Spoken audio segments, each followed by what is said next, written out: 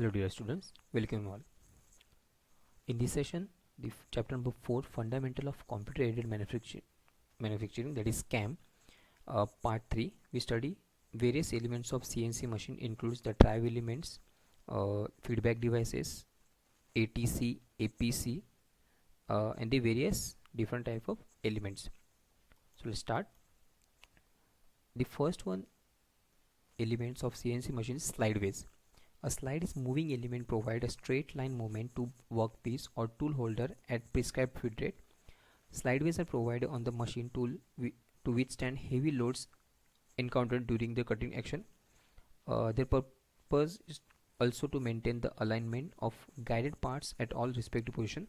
The slideways may be integral with the structure and thus made by casting or joined separately at the top face of the structure. It is usual to provide the slideways either the vertical or inclined plane so that the falling chips do not rest over it. It contains some form of adjustment to eliminate lay between the two members on which wear takes place. Usually semi-steel with nickel and chromium is suitable slideway material capable of resisting wear and bending stress. The first one type is hydrostatic type slideways. The slideways of CNC machine are subject to varying cutting condition and eventually varying forces on the sliding space. It will lead to increased friction and wear along the loss of accuracy. Hence, constant film of some fluid prevent metallic contact between sliding members and thus reduce the wear to minimum. The film can be in the form of air or oil. According to it can be called as the oil lubricated or air lubricated slideways. In case of oil lubricated slideways, the unbroken film of oil maintained by forcing oil under the pressure between the mating surface and the pressure is automatically varied. You can see in the figure that slideways mostly uses CNC milling machine. In case of air lubricated slideways, compressed air is used to instead of oil.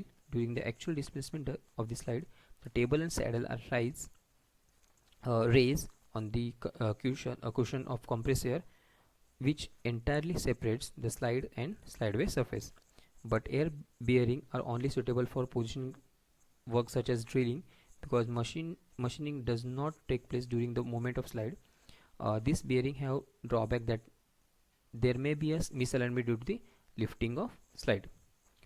The second one, that is anti-frictional type slideways. Conventional slides having sliding friction have highest value of friction at lowest velocity. This leads to bumpy action due to the sticking of oil lubricating slide surfaces. Toward this situation, a point or line contact is made instead of surface between sliding parts, thereby converting slide friction into rolling action. Recirculating linear balls guideways are shown in the figure. The bed form the guideways for the balls which are carried chain cages.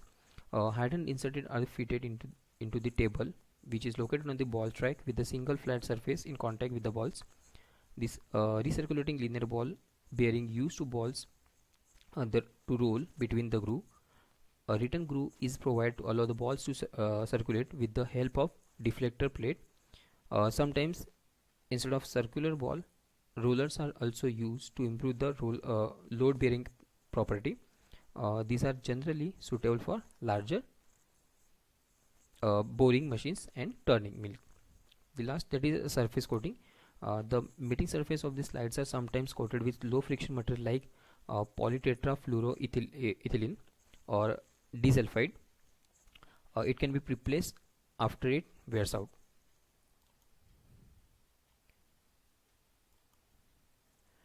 The next one, that is recirculating ball screw. The ball screw is also called as ball bearing screw or recirculating ball screw. It consists of screw spindle, a nut balls and integrated ball return mechanism. As you can see in the figure, a nut is attached to the moving part of CNC machine tool. As the screw rotates, the nut translates the moving part along the guideway. Have the sense of groove in the ball screw is helical. The steel ball roll along the helical groove and then they may go out of the ball and ball nut unless they are arrested at a certain spot. thus the necessary to change the path after they have reached a certain spot by guiding them one another after back to their starting point. The recirculation part play that role. When the screw shaft is rotating as shown in the figure, the steel ball at a point 1 travels 3 turns of screw groove, rolling along the groove of the screw shaft and the ball nut. They eventually reach point 2. Then the ball is forced to change the pathway at the tip of the tube, passing back through the tube until the final returns point in. Whenever the nut stroke on the screw shaft, the balls repeat the same recirculation inside the return tube. When the debris or foreign material enter the inside of the nut, it is could affect smoothness in the operation or cause premature wearing, either which could adversely affect the ball screw functions. To prevent such things from occurring, seals are provided to keep contaminants out. There are various types of seals like plastic seal or brush type seal used to ball screw drives. The next element is transducers. The first one is synchro resolver.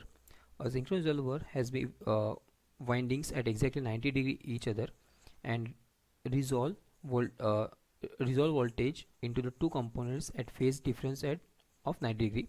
The weak value of these components is vary sinusoidally. They therefore vary as sine and cosine value of corresponding to the angular position of the rotor shaft. The angular position of the rotor for null depends upon the ratio of voltage on the two stator windings. One winding is supplied with the voltage proportional to sine theta and the other winding is supplied with the voltage proportional to cos theta, where the theta is angular position of the rotor shaft. The second, that is inductocin. The inductocin is a precision feedback device for the accurate measurement and the control of the angles or linear distance with the inductive coupling between conductors separated by a small air gap.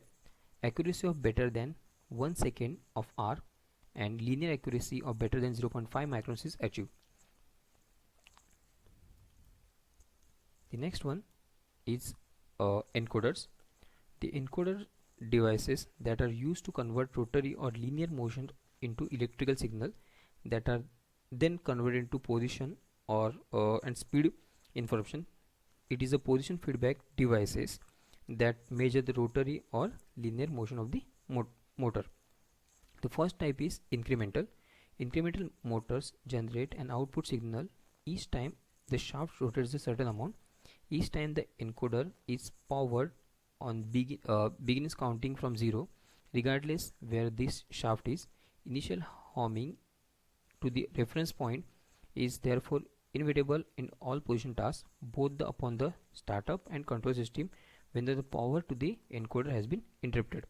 The principle of the incremental system, you can see in the figure, the straight line pattern transparent or non-transparent are converted into the electronic pulse by the optoelectrical unit. The second type is absolute encoder. That is, in figure we can see the optical rotary encoder.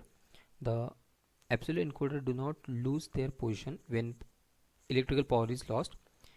They are capable of providing unique position value from the moment they are switched on. This is accomplished by scanning the position of the coded elements as the position in the system are correspond to the unique code. Even movements that occur while the system is without power are translated into the accurate position value once the encoder is powered start up again. Absolute encoder typically consists of circular disc with a several setup of concentric rings. Each ring has several positions, each identified by the definite code on the glass or plastic disc. This code is represented on the disc in the form of light and dark regions with the help of different tracks. This combination relates to the absolute numeric value.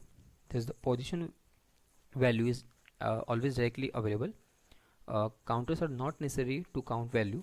In this manner, the position of the encoder is known without having to go through homing routine required for the incremental encoders. The next part, that is automatic tool changer, that is ATC. In a machining center, several different cutting tools are used to produce parts. To improve the utilization of machining center, it is necessary to minimize the idle motion of the tool.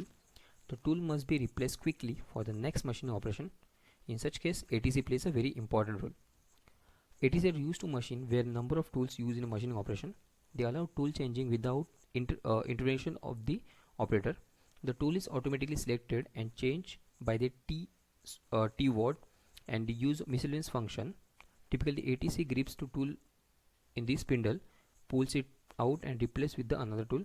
And ATC provide to pick up the program tool from the tool magazine and mount it on the spindle. The removed tool is put back to the magazine and ATC pick up the next tool.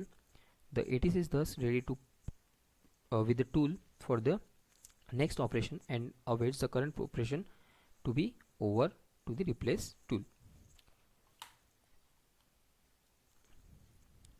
The next one is automatic pallet changer. It is nothing but the you can see the APC also. A number of operations are performed on a component machine machining center. So the setting time and operating time of component machine in machining center are usually high. When the components and the tooling are set up on the machining center, the machine and operator idle, resulting in the heavy loss. A solution to avoid this is to have the second table on which the next work piece can be set up while one component on place is being machined. The work tables are called as pallets. The automatic pallet changer system on the machine reduces such unproductive time during the machining. The palletizing system consists of 2 or more pallets.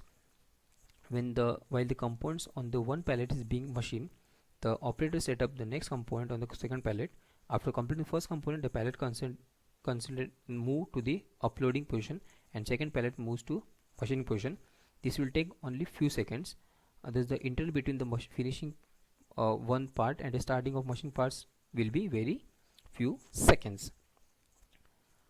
There are nearly 3 types of pallet changer in CNC machine tools. There is a manual, automated and robotic. In manual, the operator has to physically load and upload the pallet with a new or raw or finished part from the machining station located and mounted on the top of the machine table. In second, that is automated pallet system. These are normally built into the machine and operated automatically by the machine itself. The human intervention comes from the loading and uploading of the parts at the pallet station. And the last one, that is robotic pallet system. This usually utilizes a robot to load and unload the pallets. The robot is often able to serve one to multiple machines. These are fairly costly and are often sought in the location with the high labor cost and insufficient skilled manpower.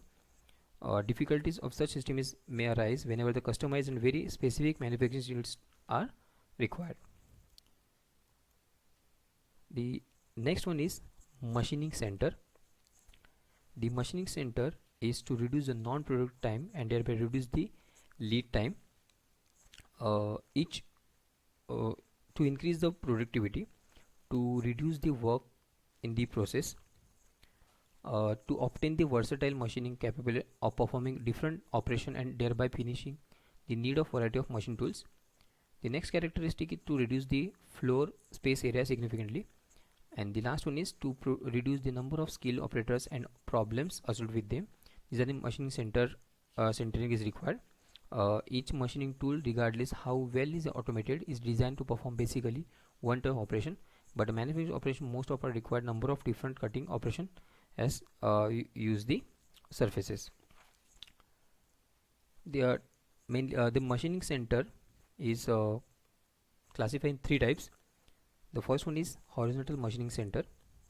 In this machining center, the machines generally have a single spindle aligned horizontally. This is the redesign of CNC milling machine with ability to perform variety of operation. They are suitable for large workpiece required machining on all surfaces. This requires number of tools, making the tool magazine heavier. Some of the HMC, that is horizontal machining center, also have the rotary table. This provide the fourth axis in the form of a B axis. Next one is vertical machining center. As the name suggests, this machine have the vertical spindle mounted on the vertical machining head. The vertical head can also be swiveled either in one or two axes. They are suitable for machining vertical surfaces of long workpiece with the deep cavities such as mold and die making. And the last one is universal machining center. They are similar in construction to horizontal machining center with the additional capability or tilting the table. This provides the fourth axis to the machine. Even the spindle can be swiveled from horizontal plane to vertical plane by the use of G-codes. They have a variety of features, are capable of machining all surface of a workpiece. This enables the machine to be called as 5-axis machines. That's all about this.